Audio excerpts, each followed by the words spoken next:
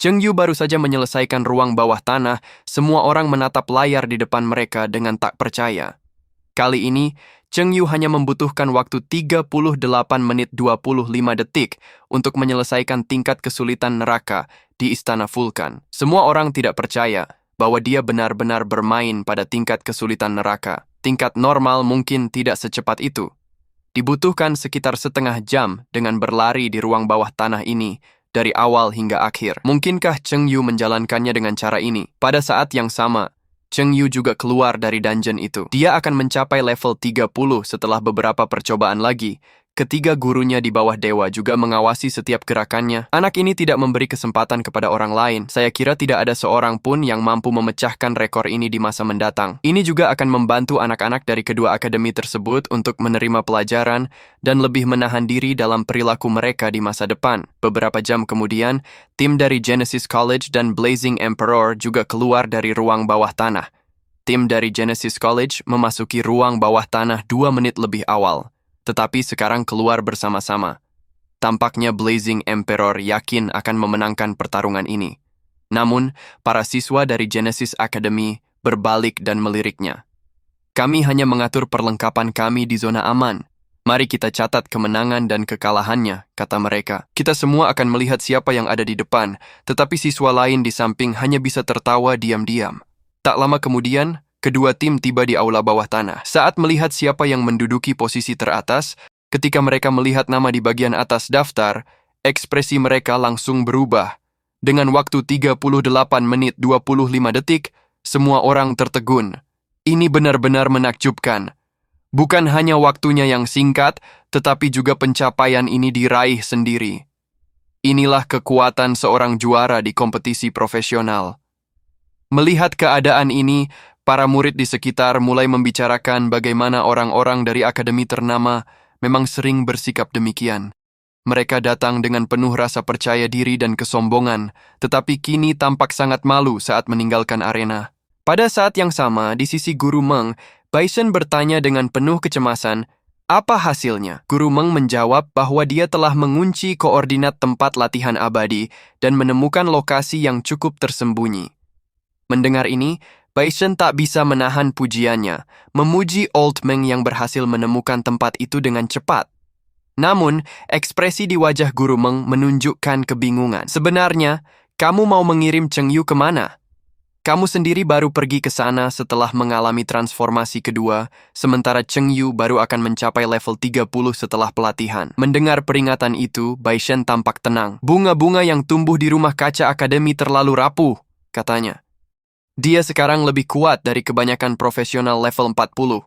Mengapa dia tidak bisa mengikuti kompetisi profesional? Dia bahkan menantang seluruh tim. Meskipun Baishen penuh percaya diri, Guru Meng tampak sedikit tidak senang dengan pernyataan tersebut. Dia tahu bahwa mengandalkan kekuatan saja tidak cukup dalam kompetisi yang keras ini. Guru Meng berkata, karena dia adalah muridmu sendiri, jadi seharusnya kamu bisa mengurus ini sendiri. Meskipun begitu, anak itu tidak akan benar-benar mati. Terkadang, tidak ada salahnya membiarkannya menyadari kenyataan melalui kematian. Sementara itu, Baishen tampak penuh percaya diri dan berkata, jangan khawatir, anak itu pasti tidak akan mati. Setelah mengerjakan puluhan dungeon berturut-turut, level Cheng Yu akhirnya mencapai level 30. Atribut 4 dimensinya meningkat pesat, membuatnya semakin kuat. Begitu dia kembali, ia bertemu dengan kakak seniornya. Kakak senior itu pun terkejut melihat perkembangan cepat Cheng Yu, lalu bertanya, apakah Anda benar-benar naik level secepat itu? Siswa senior itu tampak ragu sejenak. Kemudian bertanya apakah ia bisa mendiskusikan sesuatu dengan Cheng Yu. Dengan senyum yang cerah, Cheng Yu menjawab, kakak senior, silahkan bicara dan jangan sungkan. Tak lama kemudian, kakak senior itu melanjutkan, kakak ingin tahu, bisakah Anda menjual salah satu kristal api yang berhasil kamu peroleh kepadaku? Mendengar permintaan itu, wajah Cheng Yu tampak datar tanpa ekspresi. Ia melemparkan satu kristal api ke arah kakak senior dan mengatakan, aku akan memberikannya kepadamu jika memang kamu menginginkannya. Jika tidak ada yang lain, aku pergi dulu. Siswa senior yang menyaksikan kejadian itu langsung membelalakkan matanya. Mungkin orang ini tidak mengetahui betapa berharga benda tersebut. Kemudian, Cheng Yu bergegas pergi ke tempat Baishen berada. Begitu itu terjadi, Cheng Yu segera mendekati Baishen. Dalam waktu kurang dari 2 hari, ia berhasil naik dari level hingga level 30. Melihat betapa giatnya Cheng Yu, Bai Shen tersenyum dan bertanya, "Sekarang levelmu sudah 30, bagaimana perasaanmu?" Cheng Yu menggaruk kepalanya dengan sedikit bingung dan menjawab, "Aku merasakan ada beberapa perubahan dalam diriku, tetapi aku belum sempat melihat lebih dekat untuk memahami apa yang sebenarnya telah berubah." Bai Shen segera mengeluarkan sejumlah gulungan keterampilan dari sakunya. "Karena kamu sudah mencapai level 30, aku telah menyiapkan keterampilan baru untukmu," ujarnya dengan antusias. Cheng Yu menatap gulungan-gulungan itu dengan rasa syukur dan berkata, "Terima kasih, Guru," sambil menutup matanya sejenak, mengumpulkan konsentrasi. Dalam sekejap, cahaya kuning yang cerah memancar dari tubuhnya. Namun, saat melihat keterampilan baru tersebut, ia tidak bisa menahan diri untuk tidak mengencangkan taring kerangkanya. Dengan penuh energi, ia melepaskannya untuk menyerang musuh. Jumlah dan kekuatan taring tersebut bergantung pada tingkat keterampilan dan kekuatan mentalnya. Semakin kuat keduanya, semakin menakutkan serangan yang dihasilkan. Cheng Yu mengangkat tangan kanannya tinggi-tinggi, dan dari tanah muncul taring-taring besar yang tak terhitung jumlahnya, mencuat seolah-olah menggambar perisai maut di sekelilingnya. Tampaknya, ini adalah jenis keterampilan yang serupa dengan baju zirah kerangka yang dimilikinya. Ia tidak hanya mampu menyerang musuh, tetapi juga melindungi dirinya sendiri dengan alat yang mengerikan ini. Melihat hal itu, Bai Shen menunjuk ke samping, memberi sinyal agar Cheng Yu melepaskannya dengan semangat. "Lakukan! Tunjukkan pada kami potensi sesungguhnya." Dengan semangat membara, Cheng Yu segera melambaikan tangannya. Paku-paku yang mencuat dari tanah patah satu demi satu, melesat maju dengan cepat dan menghancurkan batu-batu besar seukuran bukit dalam sekejap mata. Guru Meng yang menyaksikan hal itu berkomentar, "Kekuatannya cukup mengesankan. Keterampilan level 1 ini hampir setara dengan bola api milik penyihir level 30. Ia terkesan dengan kemajuan yang pesat dalam bakat amplifikasi Cheng Yu. Tidak diragukan lagi, jika kekuatan keterampilan ini ditingkatkan ke level penuh, itu akan menjadi serangan yang dahsyat," lanjut Tuan Meng dengan semangat. Kemudian Cheng Yu mengambil gulungan lagi dan memegangnya. Namun, meski sudah mencoba berkali-kali, Tuan Meng mendapati bahwa tidak ada keterampilan yang dapat dibangkitkan. Bai Shen yang berada di samping juga terlihat bingung, tampak menunggu dengan penuh harap. Di tengah kebingungan itu, Cheng Yu merasakan kejutan saat sabit kematian muncul dengan sendirinya di hadapannya. Ia tertegun sejenak, memandangi kekuatan misterius yang tiba-tiba menyertainya. Mungkinkah keterampilan ini ada hubungannya dengan sabit kematian? Hati kecilnya bertanya, merasa ada ikatan antara dirinya dengan kekuatan yang baru muncul itu. Cheng Yu menemukan bahwa keterampilan barunya ternyata adalah memanggil jenderal mayat hidup. Ternyata beberapa perubahan khusus telah terjadi. Saat itu, angin kencang berhembus di langit, sementara energi aneh memenuhi seluruh ruang. Bai Shen dan Master Meng terlihat terkejut. Keterampilan ini tampak mampu memengaruhi fenomena langit, serupa dengan mantra terlarang. Cheng Yu hanya melambaikan tangannya, dan tiba-tiba, sosok besar jenderal mayat hidup muncul di hadapannya, berlutut dengan penuh hormat. Lebih mengejutkannya, jenderal itu berevolusi menjadi legiun jenderal mayat hidup tingkat perunggu yang secara keseluruhan diperkuat satu tingkat. Hal ini juga membawa peningkatan daya serang serta atribut lainnya dari anggota legiun sebanyak 10%. Cheng Yu terkejut menyaksikan transformasi ini. Mayat hidup yang ia panggil bukan hanya jenderal, tetapi juga memiliki kemampuan untuk menghapus semua kondisi abnormal dan bahkan meningkatkan efektivitas penyembuhan. Mengingat kehebatannya, Bai Shen pun mendorongnya untuk memanggil prajurit kerangka guna menguji kemampuan baru tersebut. Cheng Yu tidak mengucapkan sepatah kata pun, dan tanpa diduga, seorang prajurit kerangka segera muncul di hadapan mereka berdua. Bai Shen, dengan penuh semangat, menembakkan bola cahaya putih ke arah prajurit kerangka itu, yang langsung menembus tubuhnya. Melihat apa yang terjadi, jenderal mayat hidup segera mengangkat tombak suci yang ada di tangannya. Dalam sekejap, energi penyembuhan berwarna hijau muncul dan mengalir ke tubuh prajurit kerangka tersebut. Tulang-tulang yang patah pada prajurit itu mulai kembali menyatu dan pulih sempurna. Bai Shen tersenyum sambil mengamati. Walaupun atributnya mungkin rendah, efek keterampilannya sangat mirip dengan yang dimiliki oleh profesi Legion Overlord. "Kau telah membangkitkan keterampilan yang sangat mengesankan. Terima kasih atas pujiannya, Guru," jawab Cheng Yu. "Sayang sekali, bakat saya masih dibatasi. Jika saya bisa meningkatkan levelnya, Atribut prajurit ini pasti akan jauh lebih kuat. Senyum Baishen semakin lebar. Dengan makhluk yang bisa kamu panggil seperti ini, tampaknya waktu untuk membentuk pasukanmu sendiri tidak akan lama lagi. Namun, Cheng Yu menjelaskan dengan rendah hati, ini semua adalah hasil dari kultivasi guru. Mendengar penjelasan itu, Baishen merasa lebih tenang dengan kekuatan Cheng Yu. Dalam beberapa hari ke depan, aku berencana mengirimmu ke tempat baru untuk mendapatkan pengalaman yang lebih baik sebagai siswa. Namun, sebelum itu, Cheng Yu harus pergi ke Gurun Tiran untuk meningkatkan kedua keterampilan ini terlebih dahulu. Dengan itu, Baishen menepuk pundak Cheng Yu. Aku akan pekerjakan pemotongan poin untukmu agar kamu bisa mengatur ulang dungeon yang diperlukan.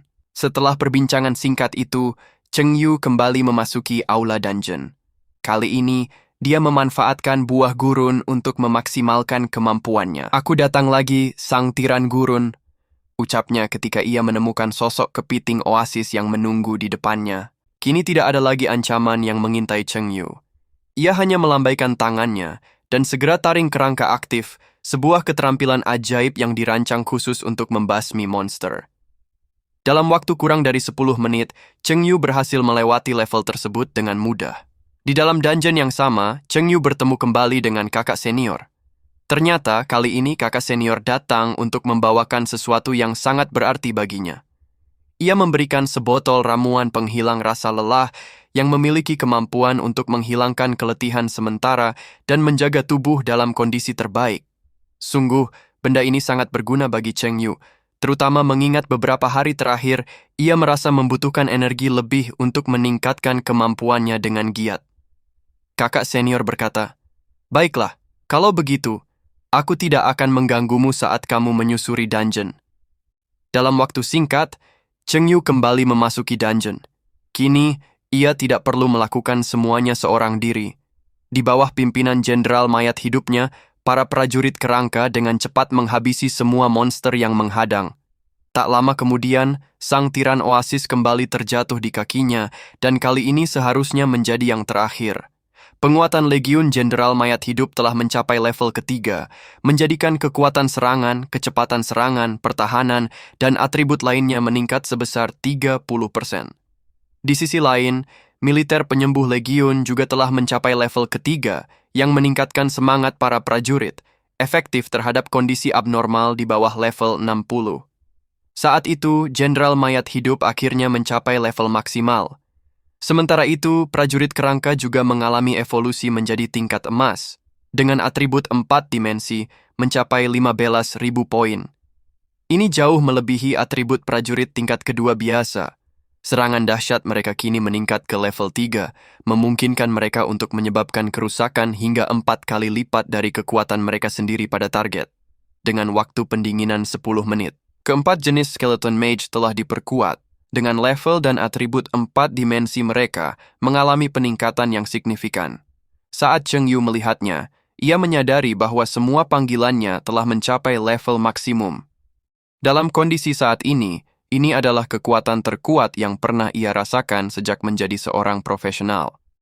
Ia kini mampu memanggil total 300 kerangka dari berbagai jenis dengan peningkatan kemampuan yang telah melonjak 10 kali lipat. Mereka tidak hanya menguasai keahlian luar biasa seperti Soul Flame dan Corpse Explosion, tetapi juga memiliki kemampuan Skeleton Armor, Skeleton Fangs, dan Slowing Curse. Semua kerangka tersebut telah mencapai level maksimal, menjadikan mereka semakin menakutkan di medan perang. Sementara itu, artefak yang dipegangnya, sabit kematian, akan terus tumbuh seiring ia menyerap jiwa-jiwa dari dungeon dan juga memiliki kemampuan untuk memanggil jiwa yang merekam pembunuhan bos.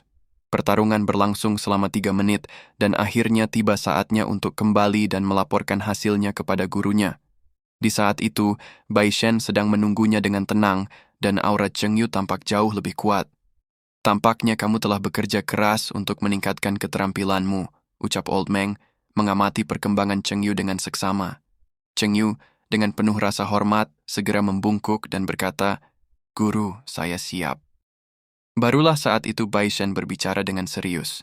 Ia menjelaskan bahwa tempat untuk ujian ini disebut Lapangan Ujian Abadi, sebuah tempat yang penuh dengan peluang di tengah berbagai krisis. Medan ujian abadi dibagi menjadi 3 tingkat, atas, bawah, dan dalam. Setiap tingkat saling berhubungan dan bersifat mandiri satu sama lain, saling bergantung namun tidak mengganggu. Saya akan membawa Anda ke tingkat yang lebih tinggi. Lanjut Bai Shen. Profesional di bawah level 70 hanya dapat naik ke tingkat atas, sedangkan profesional di atas level 70 diperbolehkan untuk ke tingkat bawah. Namun, terkadang ada kemungkinan kecil bahwa celah ruang akan muncul antara tingkat atas dan bawah.